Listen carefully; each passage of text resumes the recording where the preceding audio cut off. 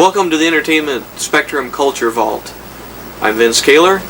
I'm Erwin K. Roberts, and Kenton Casebolt is hiding around here somewhere. This is our first show of the new year. Vince is freezing in the winter, and I'm enjoying my Polar Bear Club regalia. We have lots to show you, so on with the show.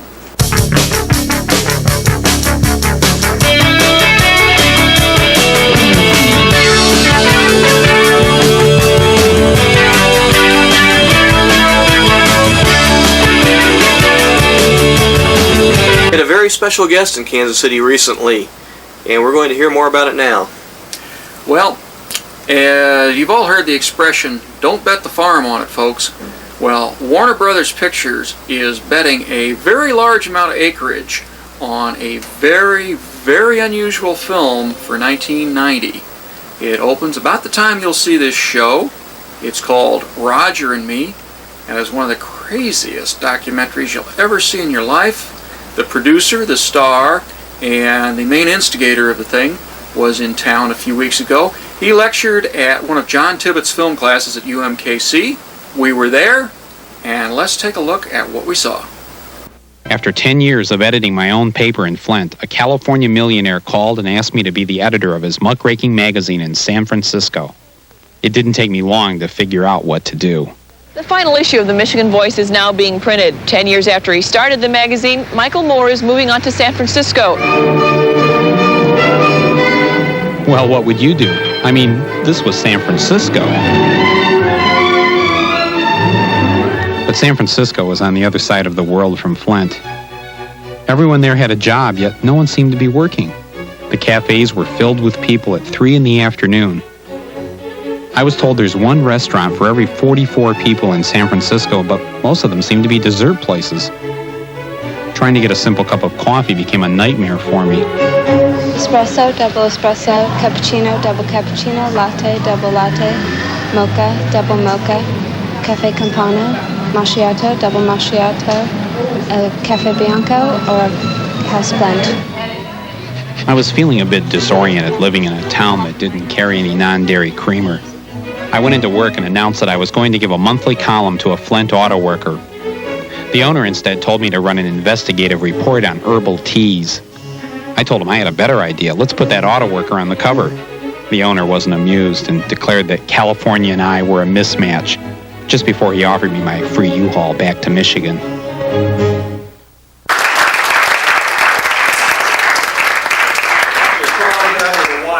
Come to think of it, he did get in under the wire. Okay. We just literally got through with this thing about 5 minutes ago, and I'll just leave it. If you want to say anything, we have questions, any order that it happens, I'll get out. Okay. Good. I think we've got 8,000 questions. Oh, good. I'll be happy to answer anything. I just got into St. Louis. So. Was there a screening out there? Yeah, they had a screening, and then we did interviews all day, and How did you get Warner Brothers to distribute this film? well, we didn't have to get them. They sort of came after us. All the studios came after us. Most of the major studios and independent distributors were bidding for the film and kept bidding against each other. And we decided to go with Warner Brothers because they were the ones who were committed to getting it in the most theaters. And that's what we wanted. We wanted this film seen by millions of people. We didn't want it to play just the art houses. We wanted it to play in shopping centers. And we felt they were the ones who were going to do that. I mean, it is one of the charming ironies of our economic system that the largest media corporation in America, now called Time Warner, would be distributing it. Was essentially an anti-corporate film, but they also believe that they're going to make millions of dollars. How did Warner Brothers hear about the project? They had people there at the New York Film Festival where we showed it in September. There was a 7-minute standing ovation at the end. Really embarrassing 7 minutes.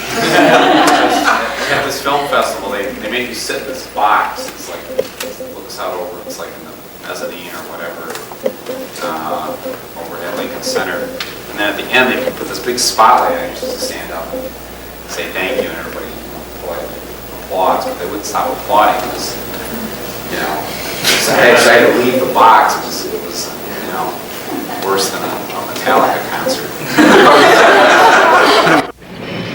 Where are you guys going? Oh, we're going up to the 14th floor. Do you have an appointment? No, we're going to try and see Roger Smith. No, you're not. You're not gonna get on one of those elevators. Why is that? If you don't have an appointment, you're not going up to 14. Well, can we go up and try and make an appointment? No. Why? I need Tony or Denise. And the reason to talk to Roger Smith would be? Michael Moore. No, what's your reason for seeing Roger Smith? Excuse me. We're doing... I need to see you. We're making a film.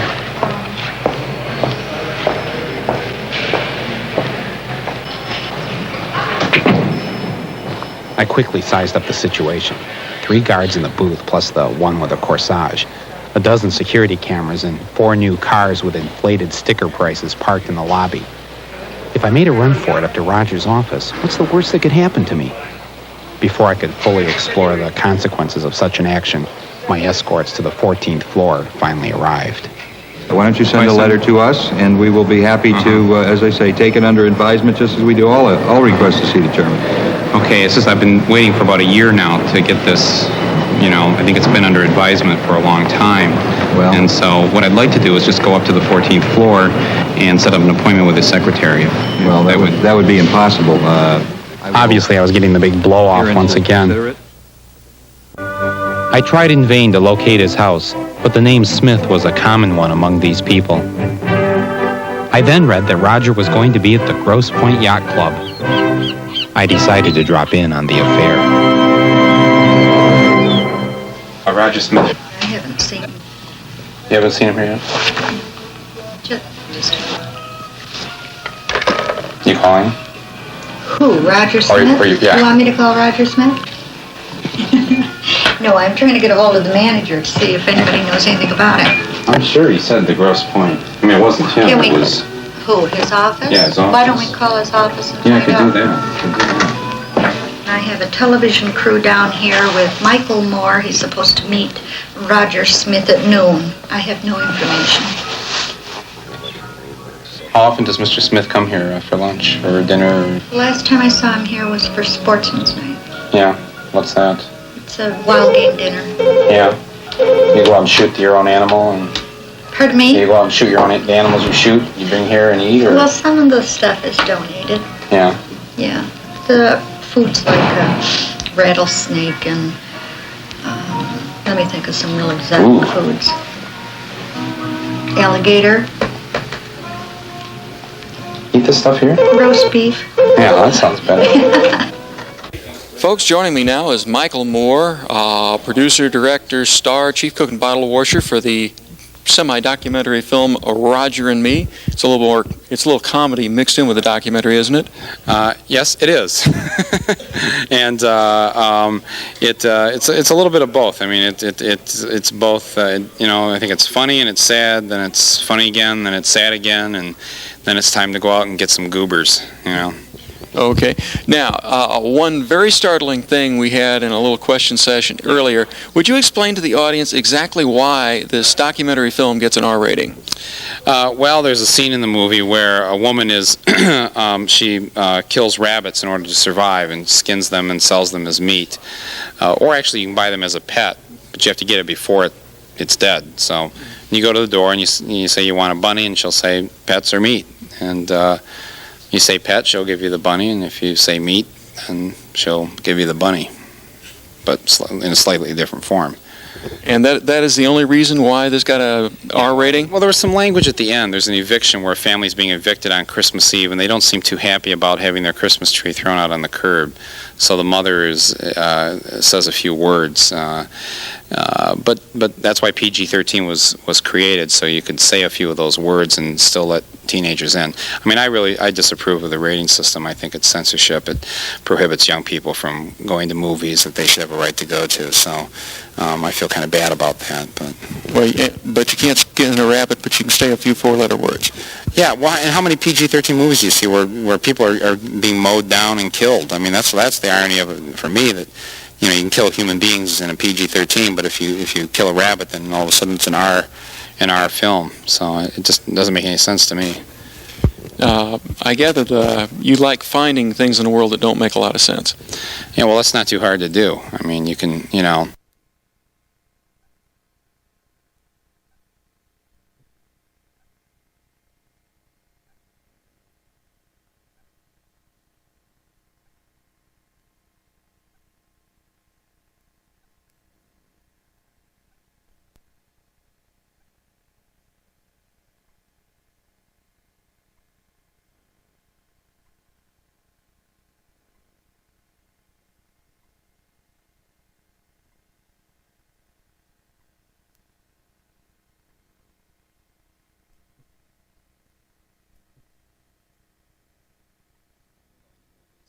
right to go to, so I feel kind of bad about that, but...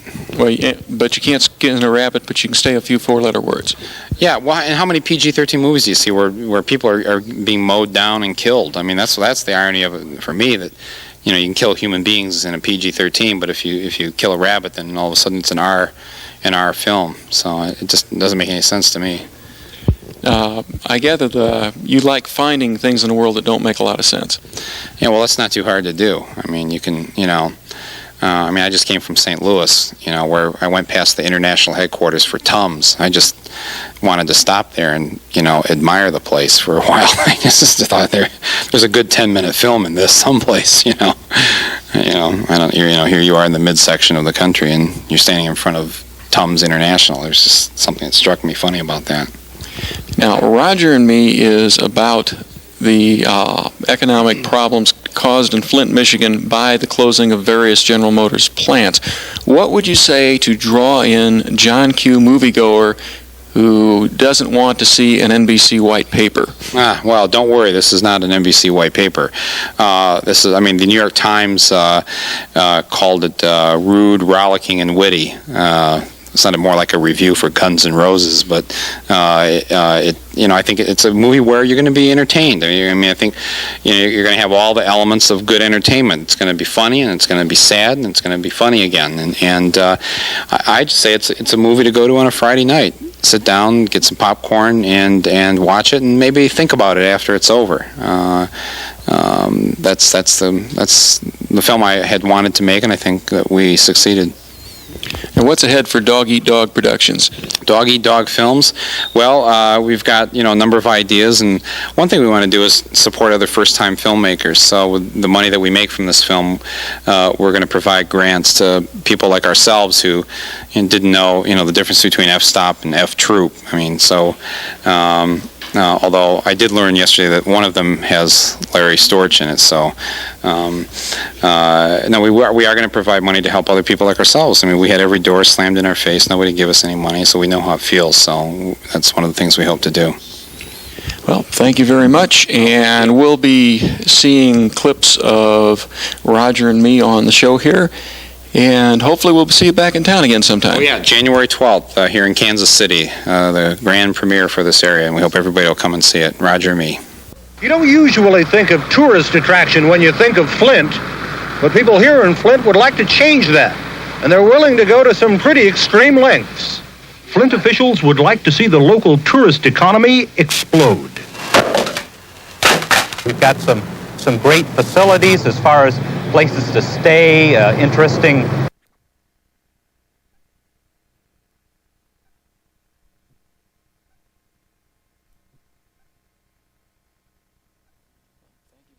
And we'll be seeing clips of Roger and Me on the show here. And hopefully we'll see you back in town again sometime. Oh, yeah, January 12th here in Kansas City, the grand premiere for this area, and we hope everybody will come and see it. Roger and Me. You don't usually think of tourist attraction when you think of Flint, but people here in Flint would like to change that, and they're willing to go to some pretty extreme lengths. Flint officials would like to see the local tourist economy explode. We've got some great facilities as far as places to stay, interesting places to see, museums, and it's a nice community to visit. This is our visitor's logbook. I see West Germany here, Australia. Jackie, what are some of the things that visitors ask us here? First off, where is the bathroom? That's the question I get asked most. Then what is there to do in Flint, basically? I had found one man in Flint with a secure job, Sheriff's Deputy Fred Ross. Deputy Fred seemed especially busy these days.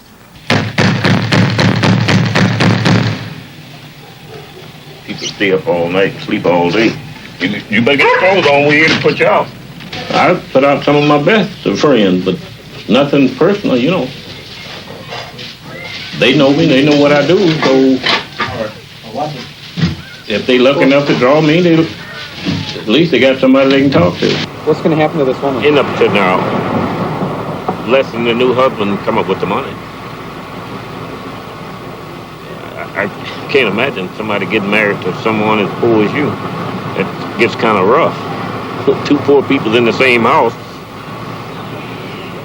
I always tell women you can be poor by yourself, you don't need any help. And she just got some help being poor. Just think, 6 months from now in the video store, they'll be standing right next to Michael Keaton with the pointy ears. Yeah, well, that is one of the strange and wonderful ironies of our great American system. So, I don't know, but we are going to have this Roger cutout where we're going to go to factory gates and where auto workers can stand and, have their picture, taken. We'll have Polaroids there. And we'll give you're not going to have a target painted on it? No, don't even talk like that. No, that's, Roger Smith is not the problem. Roger Smith, he's just unfortunately landed in that position, but a much greater problem that we're, dealing with in this country. So.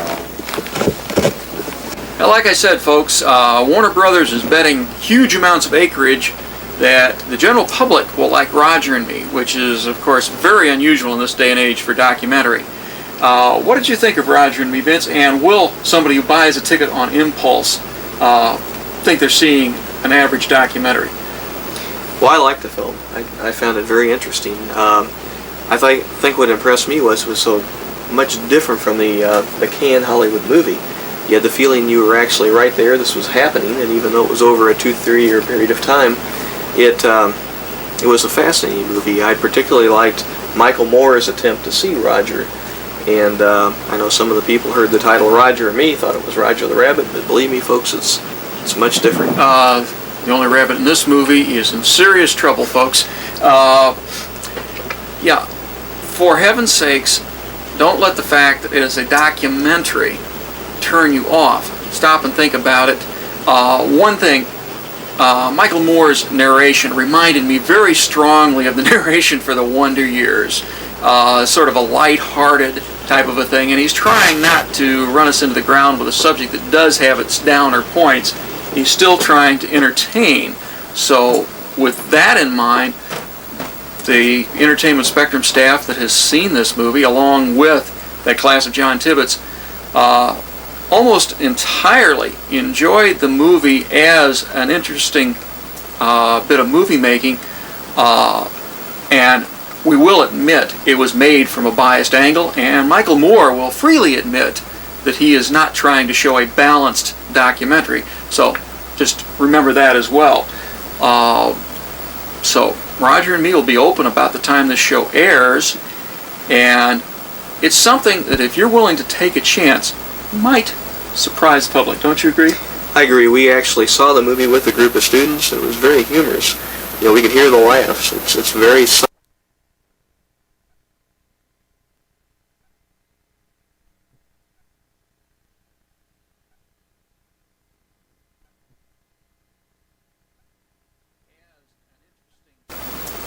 bit of movie making, and we will admit it was made from a biased angle, and Michael Moore will freely admit that he is not trying to show a balanced documentary. So just remember that as well. So Roger and Me will be open about the time this show airs, and it's something that if you're willing to take a chance, might surprise the public. Don't you agree? I agree. We actually saw the movie with a group of students, and it was very humorous. We could hear the laughs. It's very subtle humor, and I think people will enjoy it. I think it'll have real good word of mouth. Mm-hmm. Plus, some of the things he managed to film are not so subtly humorous and not intentionally humorous. So we have a recommendation that you stop and think about Roger and Me, and you just might surprise yourself. We'll be right back on Entertainment Spectrum. Hello, this is Kenton Casebolt with Entertainment Spectrum. Well, Erwin and Vince finally caught up with me. I got a chance to see the movie Roger and Me, and I thought it was a very interesting, if not controversial, type of documentary film. The movie, released by Warner Brothers, is a depiction of events that took place in Flint, Michigan between the United Auto Workers, the UAW, and General Motors. The movie Roger and Me was directed and produced by Michael Moore, who was the me part of the movie. However, as documentaries go, this movie was extremely controversial. If for any reason, is it depicted events in a way that perhaps was not exactly correct or true. Had a tendency to paint the United Auto Workers as a bunch of dummies, the city of Flint, Michigan is a slum, and General Motors is nothing more than heartless monsters. I don't believe for 1 minute that the United Auto Workers are dumb. I don't believe that General Motors is a heartless monster, and I don't believe that Flint, Michigan is a slum. And for that reason, I feel like the movie was very biased. However, the movie will probably be a great success. After all, when you work with 16mm film in a news fashion reporting, when you take things off of videotape and put them all together and beautifully edit it, and I'd like to mention this, the movie was beautifully edited. You can make a motion picture out of virtually nothing. Yes, that's true. Virtually nothing. I found the movie to be very interesting, and I would recommend it, but with some guarded caution. The movie is intended to show events that took place under very difficult circumstances and situations. Not to say that it is a true depiction of the way things really are. I think that puts a wrap on Roger and Me. Vince, what else have we got tonight? We have some clips coming up with some of the other new movies of the new year. So good night, folks, from the Entertainment Spectrum Culture Vault. We'll see you next week on Entertainment Spectrum. My mother's a little high-strung. The fact is, you'd be working for me. She can say anything she likes, but she can't fire you. I wouldn't be in your shoes if the sweet Lord Jesus come down and asked me himself. I don't need you. I don't want you. And I don't like you saying I'm rich. What are you doing? I'm trying to drive you to the store. You're speeding, I can see it. We're only doing about 19 miles an hour. I like to go under the speed limit. But the speed limit's 35 here. Nothing came easy. Morning, Miss Daisy. You leave my flower bed alone. They didn't connect. I just love a house of pictures, Miss Daisy. I don't want you nosing through my things. They couldn't agree. You took the wrong turn at Opelika. Well, now you took it with me, Miss Daisy. And you got the man. They wouldn't give in. Well, I'll help you to the door. Thank you, Hoke. I can help myself. Now, ain't just some back of the neck you look at while you going wherever you got to go. I'm a man. But from place to place. I ever tell you about the first time I leave the state of Georgia? When was that? A few minutes back. From season to season. It's not a Christmas present. Oh, no. Well, go on, open it up. Well, look at that. Ain't nobody never given that book before, Miss Daisy.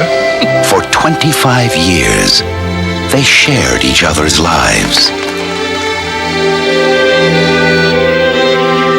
You ought not to be driving anything the way you see. How you know how I can see less than you can look out my eyes. And touched each other's hearts. Hoke? Yes. You're my best friend. Morgan Freeman, Jessica Tandy, Dan Aykroyd, driving Miss Daisy. Did you have the air condition checked? I told you to have the air condition checked. I don't know what for. You don't never allow me to turn it on. Hush up. Goodbye. Good luck. Good God. How much fuel you got left? I love it in the kitchen, baby. You know that. Tanker 57 to Tanker Base. Talk to me, Pete. I may have overestimated my fuel just a tad, but I can see the base from here, and my right engine is fine, so I don't think there's going to be any problem. Pete, what do you need? What do you need? Glider practice. You think you can buy me off with some crummy present you probably picked up at an airport gift shop? It's worked before. Yeah, I don't want it. Yes, you do. No, I don't. Yes, you do. Don't. You do. Don't. You really do. Don't. You really don't? No. Okay.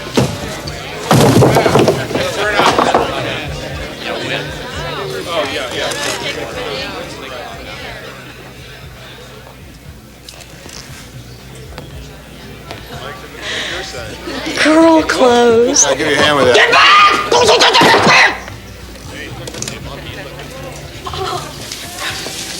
Why didn't you tell me before I lost my temper? So you do like dresses. It's not the dress. It's the way you see me. Oh! Bad strike! Bad strike! Bad strike! Ow! Oh, shit.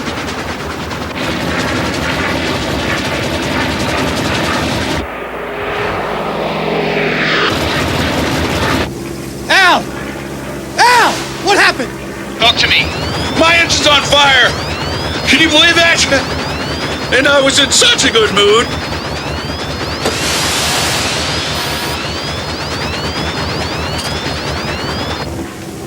What do you think? You think you can make it back? It ain't happening. Fire's gonna hit the fuel tank any second. Damn!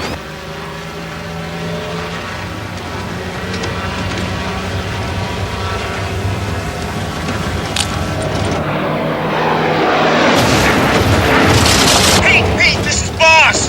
That dive is way too steep, way too steep. Pull up out of there. Pete, you're too heavy, man. You can't pull up. Get up out of there. I'll tell you one thing. Whoever set us up is really connected. What are you doing? What are you doing? What are you doing? Relax. Soak. And don't flatter yourself. Meet Ray Tango. He likes money. Easy come, easy go. But doesn't bother with cash. Meet Gabe Cash. He won't dance around trouble and doesn't mind stepping on toes. I hate you karate guys. Two of LA's top rival cops are having a good time staying in rhythm. You know me, huh? Yeah, I hear you're the second best cop in LA. That's funny. I hear the same thing about you. But they're going to have to work together, even if it kills them. Like now! We'll take it. No, that's one of a kind. We won't put a scratch on it.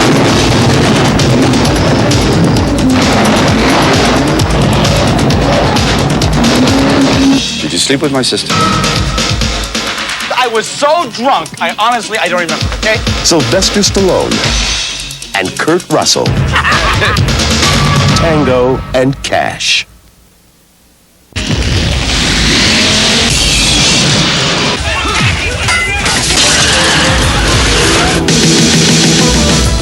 Meet Tango. He thinks he's the best cop in LA. Meet Cash. He thinks he's the best cop in LA. They're both out to solve the same crime, and they don't want each other's help.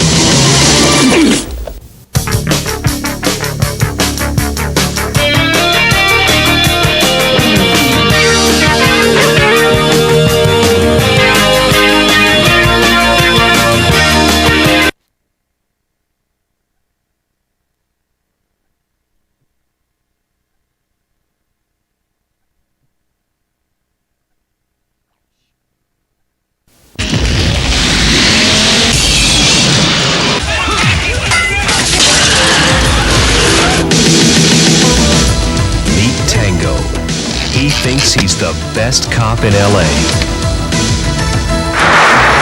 Meet Cash. He thinks he's the best cop in LA. They're both out to solve the same crime, and they don't want each other's help.